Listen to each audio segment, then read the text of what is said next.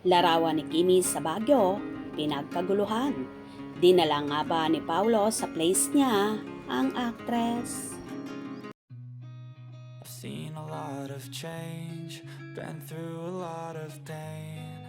Some things are not the same as they were a year ago, but all will be okay. I move on each and every day. The past. May mga kumalat na mga larawan ang Queen of the Dance Floor at TV host actress na si Kim Chiu, kung saan nasa Baguio ito. Pero kung hindi ako nagkakamali, matagal na ang mga larawan na ito kung saan pinag-usapan at nagkaroon nga ng ingay sa social media. Nagkaroon nga ng samut-saring reaction at conclusion sa naturang mga larawan na yon na sinasabing isinama nga daw ni Paulo Avellino sa kanyang play sa Baguio ang dalaga. Narito ang mga hanash ng mga fanay sa larawang kumalat. Matagal na ang picture na yan. Kahit saan ang Kim Pao, basta magkasama, okay na yon. Ay sus, kahit saan pa sila niyan na picture, wag na nating pakialaman. Magkaroon naman lang sila ng privacy. Importante, magkasama sila at nagmamahalan. Support na lang tayo sa kanila. Pinahihirapan pa natin ang mga sarili natin. Kakasoko sa Kim Pao. Ayan, hindi na muna nagpaayuda tuloy. Kung saan man kayo naroroon, Kim Pao, magpaayuda naman kayo ng latest picture nyo. Mga anak nyo, nagkakaduling-duling na kasusoko sa inyo. We miss you, Kim Pao. Wow, ang Kim Pao, nag-mountain climbing sa Baguio.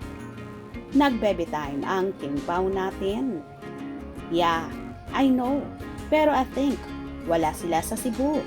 Kasi wala talagang pick si Kimi sa lahat ng kapatid. Andon, pero siya lang ang wala. Baka nag-Baguio or Tagaytay.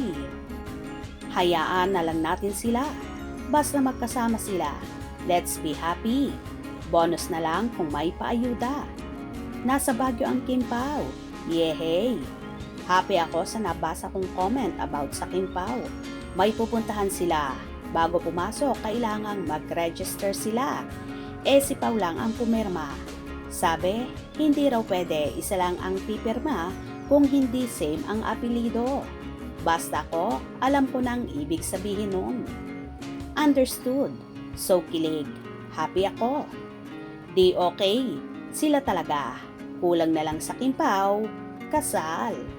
Ang importante, magkasama ang ating Kim Pao. Masaya na tayo doon. Siguro sa mga susunod na araw ay may ayuda na sila sa atin. Love you both. Kim Pao, God bless. Kim Pao forever. For sure, yan na. Magkasama sila at hindi man sila magpapakita masyado sa publiko. Ayos na ko, Kim Pao. Kapag hindi namin kayo nakikita, naguguluhan ang mundo sa inyo. Kaya, pakita na kayo. Charot! Kim Pao, nasaan na kayo? Hinahanap na kayo ng mga ka-Kim Pao fans nyo. O diba? Kaloka nga talaga at ginagalugad ng gusto ng mga fanay kung saan nga ba nagstay ang Kim Pao. Saan nga kaya ba? Sa Cebu or sa Baguio? Kayo na bahalang mag-isip. Basta ang alam ko lang, happy ang Kim Pao ngayon at nasa alapaap ang pakiramdam nila dahil magkasama nga sila nitong undas. Hope you enjoyed. Please subscribe for more info.